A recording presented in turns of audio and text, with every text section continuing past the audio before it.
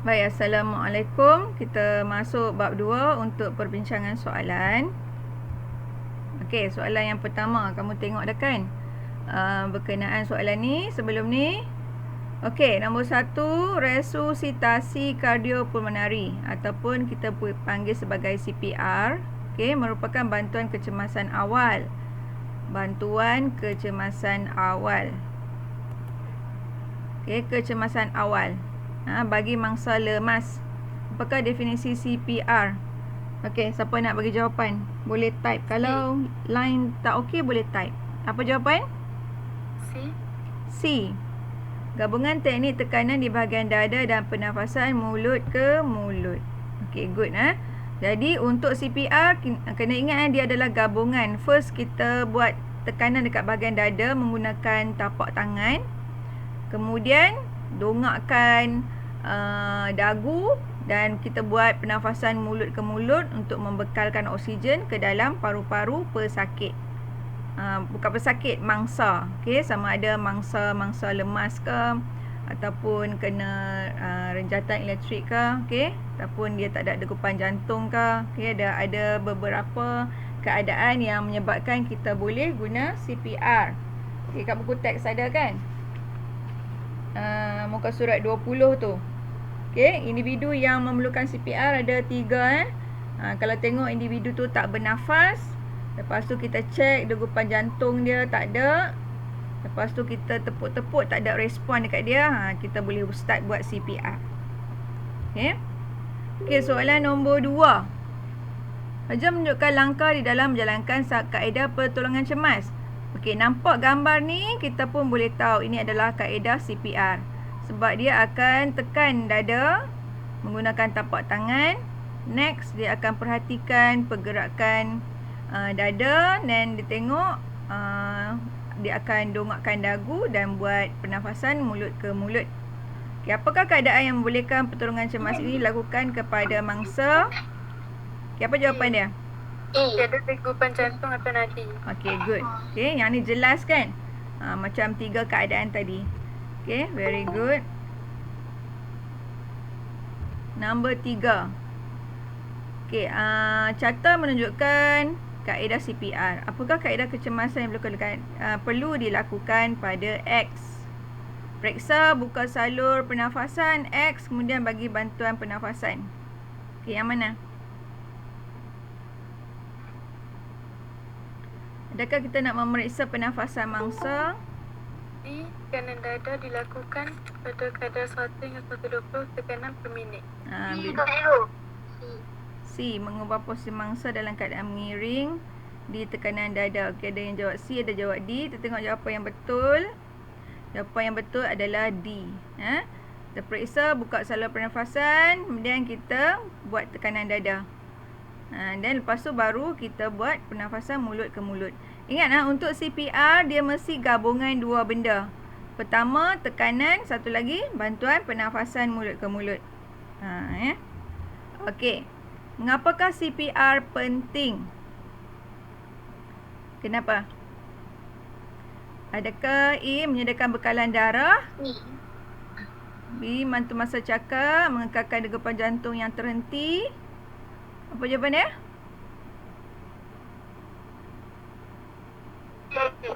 A. Okey, good. Okey, menyediakan bekalan darah dan oksigen. Sebab kita macam kita buat pernafasan mulut ke mulut tu, kita nak pastikan kita nak pastikan bekalan oksigen tu sampai ke peparu. Jadi darah itu dapat bergerak dengan baik. Okey. Mungkin dia ada sekatan bila kita cuba. Bukan kita akan terus memulihkannya, kita bagi rawatan awal. Sebelum tu kita kena call dulu 999. Kita bagi yang awal dulu supaya tidak berlaku kecederaan yang teruk. Okey, masalah yang lebih teruk, kita buat dulu yang tu. Bukanlah kita harap dia terus pulih pastikan kita call dulu 999, lepas tu kita buat CPR. Alright. Bantuan kecemasan seperti CPR hanya boleh dilakukan oleh individu berikut. Yang mana? A, B, C, D? D lah kan? Semua individu yang Yes. Sebab tu sekarang ni untuk KSSM dia masukkan ke dalam topik. Dulu tak ada Dulu tiada CPR dalam topik KBSM Sains tingkatan 4. Sekarang dimasukkan dengan harapan semua kita ada pengetahuan untuk menjalankan teknik CPR. Jadi maksudnya kita ada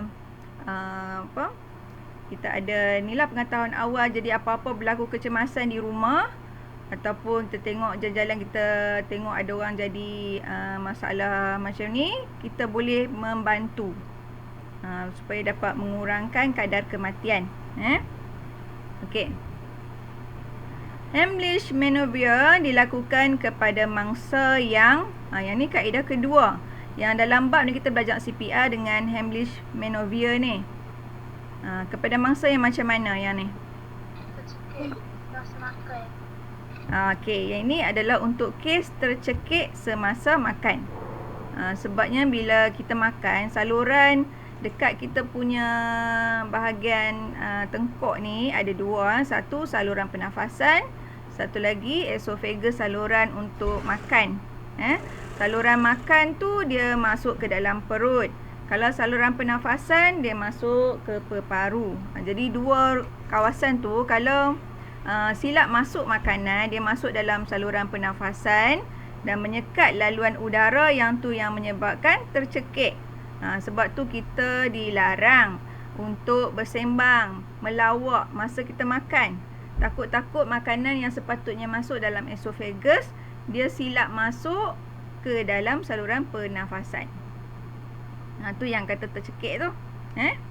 Okey. Nombor 7. Apa jawapan? Richard makan, tapi tiba-tiba dia terbatuk-batuk, tercekik lah. Okey, kalaulah tiada orang yang dapat membantu buat bantuan kecemasan dekat dia, apa yang mungkin dia akan jadi? Kerosakan otak. Okey, akan menyebabkan kerosakan otak.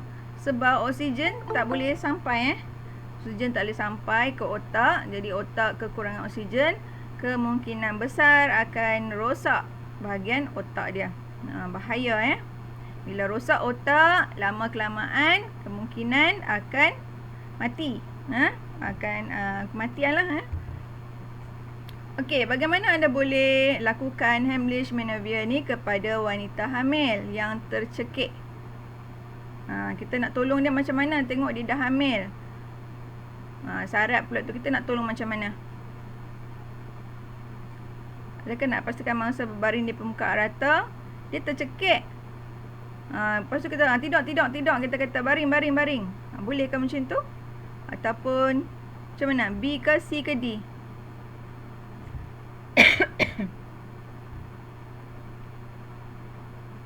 Macam mana? Apa jawapan dia? Kita pastikan kedudukan tangan kita lebih tinggi untuk sentakan. Biasanya dia di antara atas pusat kan? Atas pusat dengan bawah tulang rusuk tu kita nak tekan. Okey, tapi disebabkan wanita hamil, kita kena angkat kedudukan tangan kita tinggi sikit daripada yang biasa. Okey, so B jawapan dia B. Alright, nombor 9. Anda sedang berlari mengelilingi taman. Tiba-tiba terlihat lelaki rebah lalu pengsan. Okey, first adakah kita nak tengok saja ataupun kita buat macam mana? First sekali, apakah langkah pertama? Adakah terus kita telefon? Adakah terus kita bagi bantuan pernafasan? Ataupun kita macam mana? Tanya dulu kot, okey ke tak? Tanya dulu, anda okey? Tapi dia pengsan kan? Dia pengsan ni memang tak jawabnya. Betul tak? Okay, macam mana? Apa jawapan dia? Betul? Menepuk bahunya dan bertanya anda okey. Okey, kita harap dia jawab lah, tapi dia pengsan. Tapi first kali kita tanya dulu, okey tak? Mungkin dia tengah macam lali-lali tu kan? Kita tanya dulu. Maksudnya kalau dia tak jawab, maksudnya dia tak okey lah. Lepas tu kita terus telefon 999. Lepas tu baru kita buat apa yang kita boleh buat. Okey, kita tekan dulu, buat CPR, tekan dada, kemudian tengok apa yang dekat mulut tu kita angkat, balik tengok apa yang ada masalah ke tak. Lepas tu kita buat pernafasan. Kita buat bagi bantuan pernafasan mulut ke mulut. Right? Okey, kaedah yang betul untuk melakukan Heimlich maneuver. Apakah kaedah yang betul? Macam mana? Memberitahu guru dan pembantu makmal, melakukan teknik tekanan dada, menggunakan sebatang kayu dan sudu untuk mencukir keluar makanan tersangkut, ataupun kita buat kaedah ni, genggam tangan kanan di antara pusat dan tulang rusuk dan sentak ke atas dengan kuat. Ni jelaskan jawapan dia. Inilah D ni adalah teknik Heimlich maneuver. Okey. Yang ni sepatutnya nanti kalau kamu dah berumah tangga pun sepatutnya kamu kena tahu pengetahuan ni. Sebab bila anak-anak kecil ni umur depa dalam berapa bulan, 3 bulan sampai 7 bulan macam tu, depa memang suka tengok apa objek dekat luar tu, memang depa suka ambil makan. Okey. Kadang-kadang umur 3 tahun pun makan rambutan, kan rambutan kan licin kan. Terus telan lekat. Dia masuk dekat bahagian saluran pernafasan. Lepas tu dia dah menyekat laluan udara. Okey, bila kita buat teknik Heimlich maneuver ni, kita sentak, jadi tekanan udara tu akan tolak dengan tekanan dalam, dia tolak biji rambutan tu keluar. Jadi kena ada pengetahuan untuk melakukan Heimlich maneuver ni. Boleh belajar ataupun tengok dekat YouTube kaedah-kaedah yang diajaran banyak dikongsikan dekat media dekat YouTube lah, macam ada Okey. Kita masuk itu 10 soalan objektif, kita masuk soalan struktur. Namakan, senang je ni. Namakan kaedah bantuan. Kita nampak dia tekan dada, mesti kita tahu kaedah apa ni? CPR. Okey. Ingatlah nama dia, resusitasi kardiopulmonari. Lari pula jawapan dia. Kardiopulmonari. Ingat Okey, nyatakan satu keadaan yang menyebabkan seorang itu memerlukan bantuan kecemasan di atas. Okey, dalam buku teks ada 3 kan? Dalam muka surat 20 tu. Jadi kamu bolehlah tulis yang mana-mana yang sesuai. Okey, tidak memberi respon terhadap rangsangan dapat 1 markah, atau kamu boleh tulis bila kita tengok individu itu tidak bernafas, boleh dapatlah jawapan. Atau jangan buat semua sekali, dia nak 1 kan. Okey, ataupun kita bagi tahu tiada degupan jantung atau nadi. Either one yang ni either one dapat. Okey. Yang ni senang kan, cikgu dah tekankan tadi 2 teknik gabungan untuk CPR. Apa 2 teknik gabungan untuk CPR? Tekanan pernafasan mulut ke mulut. Yang tu apa? Okey, betul. Tekanan pada dada. Dan yang kedua, pernafasan. Tekanan tapak tangan pada dada. Kita tekan kan. Dan yang kedua, hembusan mulut ke mulut. Okey, 2 ni mesti digabungkan bersamalah untuk teknik CPR. Okey, kaedah ini dilakukan bagi menghasilkan peredaran darah secara buatan. Okey, apakah kesan sekiranya tidak orang yang sanggup memberikan bantuan dengan segera? Apa kesan tadi yang kita ada dalam soalan objektif tadi ni? Kalau kita tak buat benda ni, oksigen tak boleh sampai ke otak kan? Kerosakan otak. Very good. Okay. So brain damage, okay, kekurangan oksigen, especially dekat otak lah, dan boleh menyebabkan kematian. Alright, 2 keadaan yang mungkin berlaku. So D, tandakan right bagi punca keadaan yang memerlukan bantuan kecemasan. Yang mana? Bantuan kecemasan ni yang kita belajar 2 tadi itulah. Orang terkena tumpahan bahan kimia, adakah kita nak buat CPR kat dia? Kalau nak buat CPR, semua benda nak buat CPR tak boleh, kan? Terkena tumpahan bahan kimia, yang ni kita kena bagi tahu dekat pembantu makmal dengan guru, dan ataupun Dia ada kaedah-kaedah dia. Tak payah buat CPR. Tiba-tiba je nak buat CPR kan. Tiba kan. Ini salah lah. Ini yang betulnya ada dua panahan petir dengan tercekik makanan. Dua-dua ni kita boleh bantu. Okey. Kaji pernyataan di bawah. Seorang kanak-kanak lelaki berusia 4 tahun maut. Yang ni betul Ini adalah peristiwa yang betul. Kan ada kita makan jelly tu kan. Tapi disebabkan mungkin dia makan tu dia masuk kat dalam saluran pernafasan, dia tercekik. Maut boleh maut. Kita duk rasa macam benda tu lembut je kan. Tapi mungkin dia makan, dia telan terus dan masuk saluran yang lain. Tu boleh meninggal. Terangkan keadaan tercekik boleh berlaku pada kanak-kanak itu. Yang ni jawapan dia. Kalau kamu rujuk buku teks, dia muka surat 25 tu dekat Gallery Science tu. Yang tu kita boleh ambil idea di situ. Okay. So, semasa menelan makanan, epiglottis akan terlipat dan menutup saluran pernafasan. Dia macam ni lah bila kita nak telan makanan. Makanan tu ada dua laluan kan. Satu laluan mungkin dia akan masuk dalam esophagus. Satu lagi dalam saluran pernafasan. Jadi epiglottis ni dia tak bagi masuk dalam saluran pernafasan dengan cara dia akan tutup. Kemungkinan bila yang jadi tercekik tu, epiglottis tu tak sempat tutup. Jadi makanan tu masuk dulu. Sebab tu dia tercekik. Jadi kita bagi tahulah seseorang akan tercekik jika makanan menghalang saluran pernafasan. Okey, 2 markah dekat situ. Okey, namakan teknik. Ni senang. Dia tak ada benda sangat nak tanya ni. Teknik ni untuk menyelamatkan masa tercekik. Teknik apa tadi? Kena ingatlah nama dia tu. Heimlich Maneuver. Teknik Heimlich Maneuver. Okey, mungkin masa ni kita kata soalan senang cikgu. Cikgu bimbang nanti bila dah masuk topik-topik lain takut kita lupa. So sentiasalah ingat. Okey, apa-apa tu buat nota ringkas yang kamu sendiri boleh faham, boleh ingat. Okey. Kumpulan umur bayi dan kanak-kanak berisiko tinggi tercekik objek asing. Wajarkan. Kita bagi tahu wajarkan ni maksudnya kita bagi tahulah apa kumpulan umur dan kenapa jadi macam tu. Kenapa umur itu yang berisiko untuk tercekik objek asing. Okey, kita bagi tahulah bayi yang belum mampu mengunyah dengan baik sekitar umur 4 bulan hingga 6 bulan. Dia tak mampu mengunyah kan sebab tu dia telan. Ataupun kanak-kanak ataupun bayi ni dia pun gemar mengutip objek di keliling dan makan dan dia telan. Tu wajaran. Kita wajar umur ni kenapa. Jadi kenapa tu kita bagi tahulah sebab dia pun tak mampu kunyah.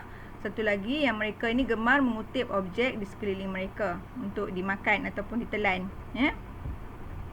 Dapat Okey. So, susun langkah-langkah berikut mengikut aturan untuk teknik Heimlich Maneuver ni. Okey. Nombor 2 kat mana? Mula-mula kita letakkan mangsa dalam keadaan menerap di bawah dengan bahagian dada berada pada sudut 60. Lepas tu kita buat apa? Tepuk. Okey, tepuk dengan kuat pada bahagian hadapan badan mangsa dengan pangkal tapak tangan sebanyak 5 kali. Okey, betul. Nombor 3. Jika tak berjaya, terlentangkan bayi. 3. Okey, so buat beberapa kali sampailah objek itu dapat dikeluarkan. Yang penting sekali jangan panik. Biasanya bila mak-mak ni dia panik sikit. Bila ayah-ayah ni dia cool sikit. Mak panik dia panik. Cikgu biasa tengok dekat YouTube banyak jadi macam ni lah. Ada kes bayi dia muka dah biru dah sebab dia tercekik. Mak dia tak boleh buat apa dah terlampau panik. Jadi kalau ada pengetahuan untuk buat teknik ni, kena bertenang dan cuba untuk buat beberapa kali sampai objek tu keluar. Sambil tu kena call dulu paramedik untuk sampai sebab mereka ada macam bantuan oksigen dan sebagainya kan, untuk tampung balik oksigen yang dah biru tu, maksudnya oksigen dah tak apa ada dah dalam badan. Okey. So kita tengok bahagian C. Bahagian C ni adalah bahagian esei. Jadi dia ada markah yang sikit dan markah yang banyak. Okey. Dia bagi tahu resusitasi kardiopulmonari adalah sejenis bantuan kecemasan. Okey, apakah maksud? Dia tanya maksud dulu. Okey. So kita bagi tahu CPR ialah bantuan kecemasan yang menggunakan gabungan teknik tekanan di bahagian dada dan teknik pernafasan mulut ke mulut. So dua markah Satu untuk kita bagi tahu itu adalah bantuan kecemasan. Yang kedua kita bagi tahu ni teknik tekanan daripada mulut ke mulut untuk dua markah. Sebab dia hanya tanya maksud. Okey, nombor 2. Nyatakan dua persamaan dan dua perbezaan antara CPR dengan Heimlich Manoeuvre ni. Okey. So kamu boleh buat, kalau ada soalan begini, boleh buat dalam bentuk jadual supaya kita mudah untuk tengok persamaan dan pemeriksa pun dia mudah nak semak. Okey, buat jadual begini. Kemudian kita dekat ruang persamaan ni kita satukan. Dan kita letak perkataan kedua-duanya untuk menggambarkan persamaan. Kedua-dua bantuan tidak memerlukan sebarang alat. Tak perlu alat apa pun. Kita guna apa yang ada kat badan kita. Kita guna tangan, okey, dengan mulut saja. Tak ada alat apa pun. Dua-dua kaedah ni tak perlukan alat. Dua-dua kaedah ni sebenarnya adalah tindakan segera sebelum ketibaan paramedik. Kita nak cuba selamatkan nyawa dengan segera. Alright. Okey. Then untuk perbezaan, kita bahagikan kolom begini. Mungkin cikgu lupa nak tulis kat atas ni, mungkin kamu boleh tulis persamaan. Kat bawah ni tulis perbezaan, baru nampak jelas. Cikgu lupa nak tulis kat sini. Alright, untuk CPR melibatkan individu tidak bernafas, tidak berespon dan juga tiada degupan jantung. Yang ni yang 3 tadi kan? Macam dalam buku teks tu, muka surat 20 tu. Kan dia ada buat peta minda kan? Itulah 3 ni. Okey, yang ni melibatkan individu tercekik. Dia tak ada apa tu sebab lain, dia sebab tercekik sahaja untuk Heimlich Manoeuvre ni. Okey. So yang ni kita beritahu gabungan teknik tekanan dada dengan hembusan mulut ke mulut. Okey, yang untuk Heimlich ni tekanan yang kuat antara pusat dan bawah rusuk. Kita bagi tahu dia punya lokasi antara pusat, kamu boleh rasa kat mana. Atas pusat tapi bawah tulang rusuk. Kawasan tengah-tengah tu sikit. Tekan dengan kuat, yang tu akan memberi tekanan supaya makanan yang tercekik tu akan dapat dikeluarkan. Okey. So, pemberian markah untuk 4. Untuk yang ni, satu ayat ni dapat 1 markah. Satu ayat ni 1 markah. Okey, gabungan 2 ni 1 markah. Gabungan 2 ni 1 markah. So, 4 markah lah. Dia tak kira macam ni 1 markah. Perbezaan dia kena 2-2. Okey, kalau lah tak mau buat dalam bentuk jadual, kamu nak buat dalam bentuk ayat pun boleh. Cuma kamu gabungkan 2 ni macam ni melibatkan individu yang tidak bernafas, tidak berespon, tak ada rangsangan dan tiada degupan jantung, manakala Heimlich Manoeuvre melibatkan individu yang tercekik. So kita guna perkataan manakala untuk gabungkan CPR dengan Heimlich. Faham tak? Ya. Okey. Alright. Nak dekat habis dah ni. Apa? Okey. Seorang rakan, okey, ini soalan C dia bagi panduan untuk kita jawab soalan. Seorang rakan tiba-tiba rebah dan pengsan ketika sedang membetulkan lampu dalam kelas. Okey, jika anda berada di tempat kejadian, huraikan kaedah pertolongan cemas yang sesuai. Okey, penerangan anda hendaklah berdasarkan aspek berikut. Okey, dia tak tinggalkan kamu untuk jawab terus. Dia bagi panduan. Jadi kita ikut panduan 1, 2, 3, 4 ini. Okey. Dan bila nak jawab dalam kertas soalan, kamu boleh buat numbering. Nombor 1.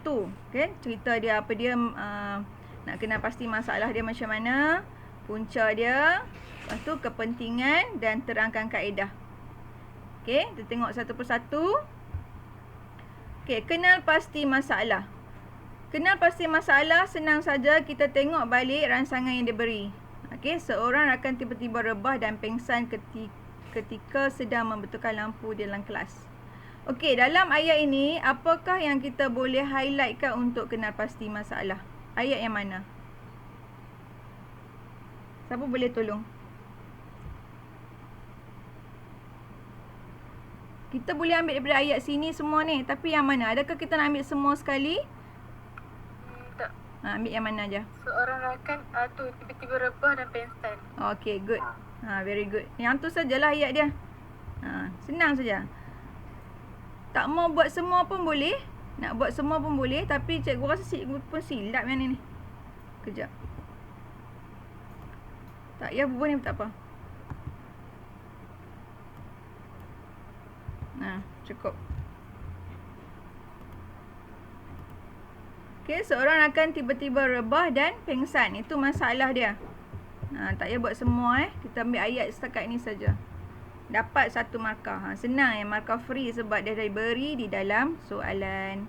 Okey, nyatakan punca bagi kejadian tersebut. Okey, yang ni tak ada dalam soalan tapi kita ada pengetahuan asas. Jadi dia punya keyword dekat sini adalah membetulkan lampu. Lampu di dalam kelas. So kita fikirlah lampu dalam kelas takkan nak pakai lampu minyak tanah kan. Lampu mesti pakai lampu elektrik. Ada switch dan sebagainya. So pengsan ketika membetulkan lampu. Agak-agak dia pasal apa dia pengsan tu? Takkan kita nak buat dia sakit jantung. Kalau dia buat sakit jantung, takkan dia nak membetulkan lampu. Mesti ada kaitan. Kenapa soalan ni dia bagi tahu membetulkan lampu? Apa dia jawapan dia? Punca. Biasanya orang pengsan masa betul lampu ni sebab apa? Renjatan elektrik. Yes, very good. Renjatan elektrik. Itulah dia punya keyword. Kita kena berfikir sikit lah. Yang first tadi tak payah fikir, ambil saja. Yang kedua tu kena fikir. Nanti kan ada macam-macam jawapan. Sakit jantung lah, lelah lah. Yang tak ada kaitan. Jadi kamu kena pandailah tengok kepada situasi yang diberikan. Mesti ada kaitan untuk jawapan yang betul Okey, berikan satu kepentingan bantuan kecemasan tersebut. Apa kepentingan kita bagi bantuan kecemasan? Kita nak elakkan apa? Elakkan kematian. Okey. Rosakan otak. Yes, 2 sebab itulah. Okey, elakkan kematian dan kerosakan otak. So, tujuan dia sebenarnya nak menerima oksigen. Keyword dekat sini lah. Kamu boleh tambah untuk mengelakkan daripada kerosakan otak lalu menyebabkan kematian. Boleh tambah lagi.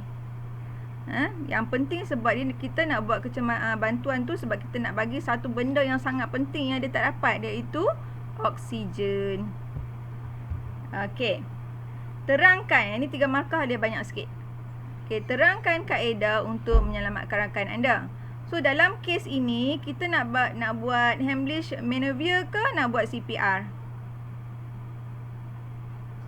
CPR lah kan. So letak sebelah yang Heimlich ni sebab dia tak ada kaitan, dia bukan tercekik pun. Jadi kamu kena tahulah kaedah macam mana kita nak tulis kaedah-kaedah untuk CPR. Okay, first kita habaq dulu. Semua ni ada dalam buku teks. Periksa respon mangsa dengan menepuk bahu mangsa dan bertanya, "Are you okay?" Tanya. Lepas tu kita cepat-cepat orang ramai yang ataupun suruh kawan-kawan lain ataupun pergi lari pergi bagi tahu cikgu, tolong call set 999. Masa tu mungkin masa kejadian tu cikgu tak ada dalam kelas ke kan. Okey, so bagi tahu cikgu untuk call 999. Lepas tu bukan setakat tu saja, terus kita buat tengok angkat dagu mangsa, nak bagi saluran pernafasan dia terbuka.